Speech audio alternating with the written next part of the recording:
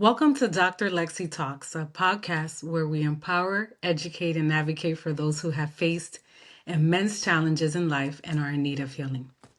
I'm Dr. Lexi, and today we're diving deep into a topic that affects millions of children and families. I'm talking about the hurt caused by abandonment, neglect, rejection, and the emotional wounds they leave behind.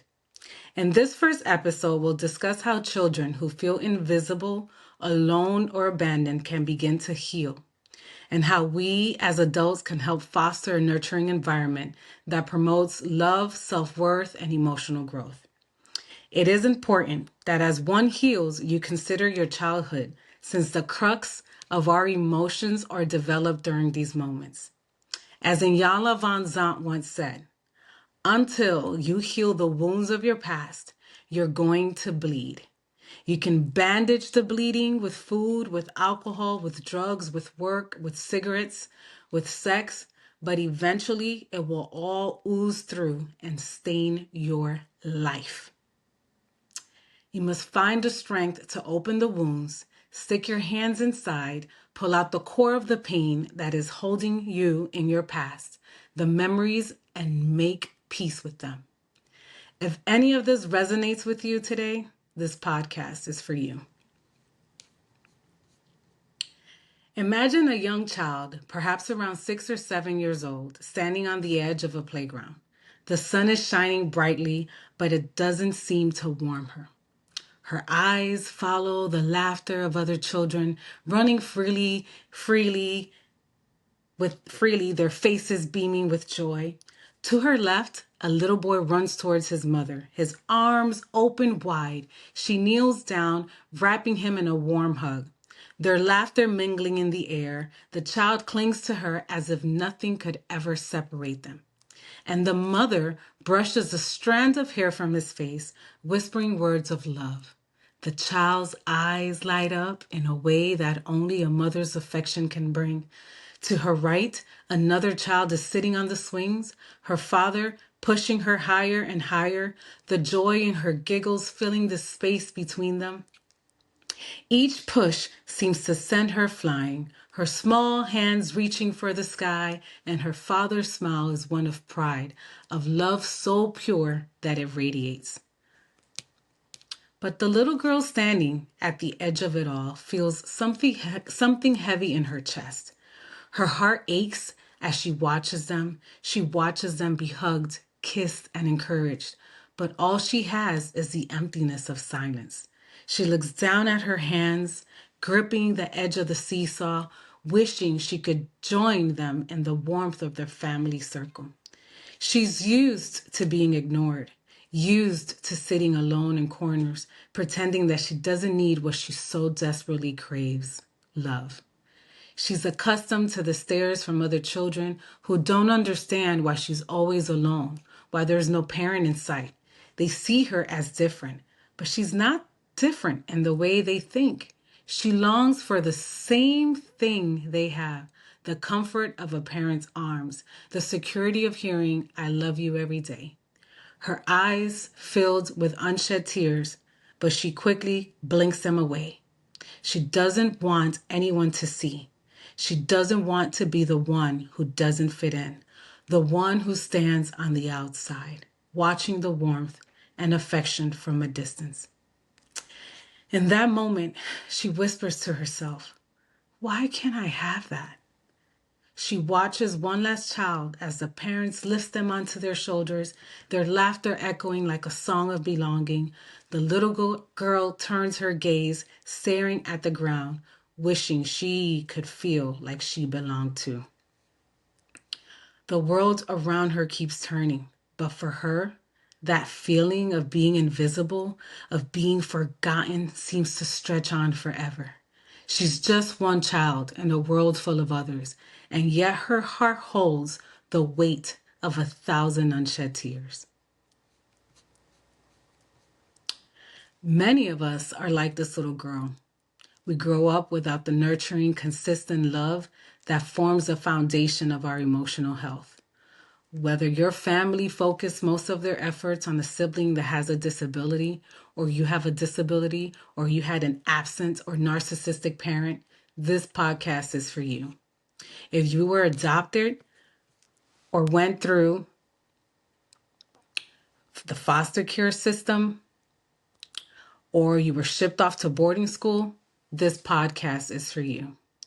If you just experienced a breakup or a divorce or a death from a loved one and are experiencing intense emotions and do not necessarily know how to deal with the pain, this podcast is for you. This topic is dear to my heart because as a child, I didn't have the constructs to be where and who I am today. With that being said, I suffered and encountered extreme traumatic events in my search for acceptance and love in a world that could be oh so cruel.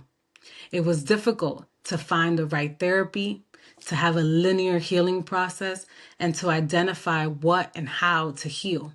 Furthermore, when I became a parent, a lot of my unresolved issues surfaced, and I felt as if I didn't have the right guidance or approach. I was lost.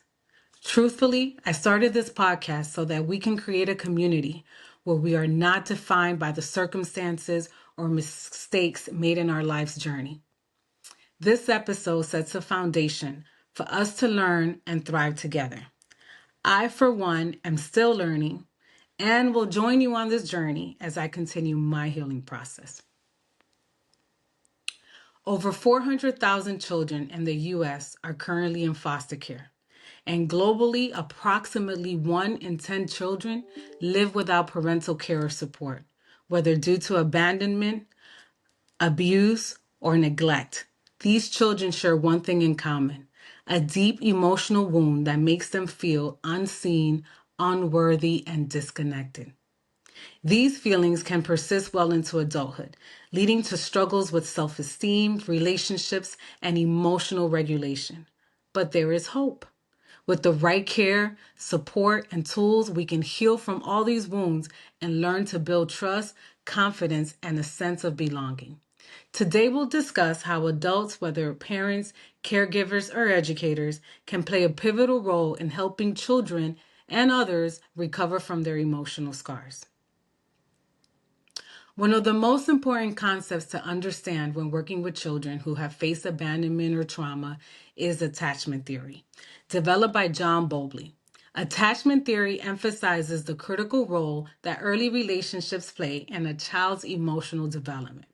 When a child's bond to their caregiver is disrupted, they often struggle with feelings of insecurity, fear, and confusion, which can lead to emotional issues later in life. Dr. Emily Hartman, a psychologist specializing in child trauma, explains that disruptions in attachment can create long-lasting effects. Children who experience abandonment or neglect may develop anxiety, depression, or a distorted sense of self-worth. These children often learn to view love as something unstable or unattainable. In turn, they may struggle with trusting others or even with trusting themselves. However, despite these early disruptions, there are many ways we can help children rebuild their sense of safety, belonging, and emotional health. One powerful tool is creating a home environment that focuses on building independence, fostering kindness, and boosting self-esteem. These strategies not only help children, but also equip them with the essential life skills that promote emotional resilience and a sense of personal value. Time for a checkpoint. So I had a student, and his name at that time was Jonathan. This was about maybe my 3rd year as an educator. And Jonathan came to the school and was on the bus having a complete meltdown and tantrum. And so I got called on the radio. Dr. Lexi, can you come help Jonathan? So I run to the bus and I find Jonathan on the floor crying and boogies coming out of his face and everything. And so I just got down on his level, got down on my knees, and I looked at him and I said, Jonathan, what's wrong? And Jonathan looks up at me and he says, "My mama don't love me." And I said, "Your mama don't love you?" And I was like, "Well, if your mama don't love you, then who loves you?" And he goes, "You love me." And I said, "I love you." I said, "Well, how do you know that I love you?" And he goes, "Because you tell the truth." Boy, oh boy, at that moment, was that not a reality check? I took Jonathan in my arms and embraced him and let him cry on my shoulders because guess what? I too had parents that were not truthful. I had parents that I was not able to trust, who were not pivotal in my life, okay? And I took that moment and I acknowledged his truth. And it just so happens that it was my truth as well. I became an educator.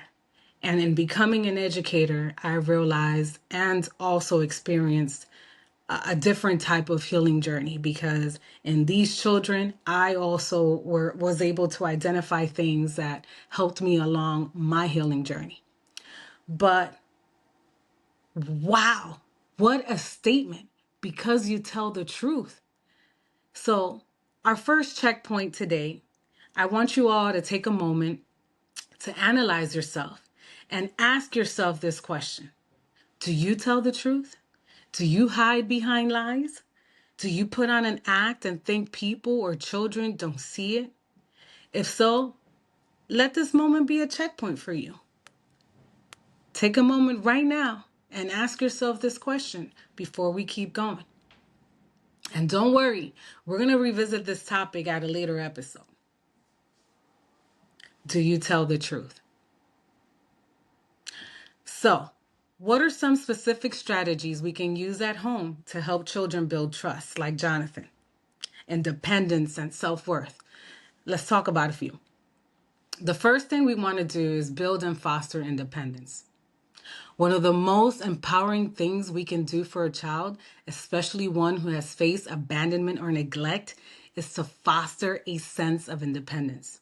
For children who've grown up in unstable environments, learning how to navigate the world on their own can feel both challenging and liberating. Independence teaches children that they are capable of handling challenges. Allowing them the opportunity to make decisions and take responsibility for their actions helps them become independent. As a caregiver or an aspiring parent, there are some ways that you can foster this independence. Let's start out with encouraging age-appropriate tasks and responsibilities. You want to start assigning them small tasks that they can do on their own, like putting away their toys, making their bed, setting the table, emptying the dishwasher, taking out the trash.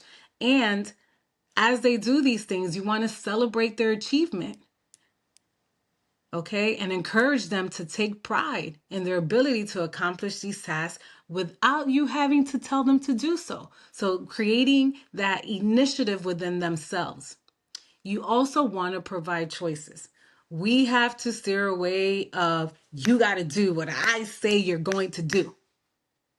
That doesn't help our children. Not in this day's society. So we need to learn to give them choices, whether it's what they're going to wear, what they're going to eat. Let them decide what they're going to eat, as long as the options that you're providing are good options and healthy options for them. You want to help them feel empowered, okay? When a child has a sense of control over their environment, they feel more secure in their ability to navigate the world. This is something that I am still learning till this day, guys, but I'm making a conscious effort to allow my child to have a voice, okay? You also want to allow them opportunities to make mistakes. I come from that time frame where you were scolded for like everything that you did wrong. And it created so many insecurities in me. So we have to learn that independence is not about perfection. It's not about creating a perfect child. It's about learning and growing. And when children make mistakes, You want to gently guide them towards problem solving that mistake and encouraging them to try again. This, guys, is what helps them build resilience. Our kids in today's society are not exhibiting this resilience, and this comes from our parenting styles. Another strategy is to exhibit kindness. Kindness is one of the most powerful tools as it pertains to emotional healing. Children who have faced trauma often develop emotional barriers that make it difficult for them to trust others. And so by consistently modeling kindness and encourage them to practice it themselves, we help children rebuild the emotional connection that they might have lost. And that means that you, my friend, have to model kindness. Okay? As a parent, as a caregiver, as an educator, you have to model kindness. Children learn by watching the adults in their lives. And what you practice as a child, that's what you become as an adult. And I tell my kid this all the time, the students that I've engaged with from the time I started being an educator and working for a local school district, you have to model this. You have to model kindness. And what you practice as a child, you become as an adult. And so you have to demonstrate kindness in your words, in your deeds, in the way you encourage others, your acts of service. You have to be able to show compassion in difficult situations. You're the one that sets an example for them to follow. The other thing I see that people don't do is encourage empathy. You have to help children recognize the emotions of others by asking questions like, well, how do you think it makes them feel when this happens, when that happens, when you make that comment? Or what could we do to help them feel better? This encourages them to be more aware of others' needs and how to practice empathy. And then you want to praise them for their acts of kindness.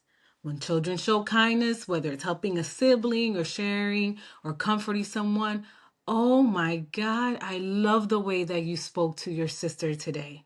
She needed that warmth tone in your voice. This positive reinforcement encourages them to continue practicing kindness.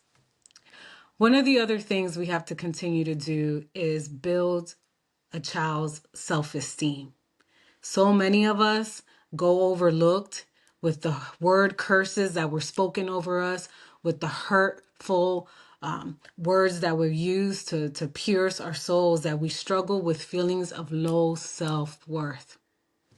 I've been guilty of this. And it's essential to actively work on building their self-esteem by helping them recognize their value and capabilities. Oh my goodness, it helps me so much. It helps mommy so much when you do all your homework and you are on time and you're turning your assignments in on time and you're handling challenges and you're taking responsibility for yourself, and you are praising these efforts. You have to help children recognize their value and their capabilities and their strengths. And you want to affirm their worth by consistently telling them that they're loved, that they're valued, that they're important, that they're enough, that they make a difference in your family, and help them see positive things about themselves. Wow, you really organized that activity very nicely. You really spoke and selected a really great topic for your debate speech. Praise their efforts. Praise their efforts. But the other thing that's important is to also praise their efforts, not just outcomes. Sometimes we define success with the wrong mindset. Because your child didn't achieve that A doesn't mean that they were not successful. And so when we identify perseverance in our child, when we identify that they are actually learning and they're trying, we need to celebrate that success as well. And this is something that I have been working on as a parent. And so it's easier said than done, but together we can do this together. You also want to celebrate their strengths. Make sure you identify and embrace their uniqueness, their creativity, their ability to solve problems, their sarcastic sense of humor sometimes, and encourage them to take pride in their decisions and helps them build a positive self-image. And so, as you can see, the journey to healing for a child or anyone who has experienced abandonment or neglect involves not just emotional care, but also practical steps that help them rebuild trust, independence, and self-worth. And so, by fostering an environment where children feel empowered, valued, and capable, we help them develop the skills they need to thrive, both emotionally and in their relationships with others. But remember, healing is a process. It takes time, it takes patience and consistency. As adults, we have the ability to help children create a new story, a story where they're not defined by their past, but by their ability to heal, grow, and love. You also can create a new story for yourself where you're not defined by your past, but again, by your ability to heal, grow, and love. If you're listening today and you feel a sense of connection to this message, know that you're not alone. Whether you're a child navigating trauma or an adult who has been through similar experiences, healing is possible. And as a parent or caregiver or teacher, you have the power to make a lasting difference in a child's life. By practicing kindness, by fostering independence, and helping to build self-esteem, you are offering a child the tools they need to heal and thrive. Thank you for joining me for this episode of Dr. Lexi Talks. We'll continue exploring strategies for healing and emotional growth in future episodes, and I'll be sharing more expert insights to support us on our journey. Until next time, take care of yourself, and remember, you are worthy of love always. This has been Dr. Lexi. See you next time.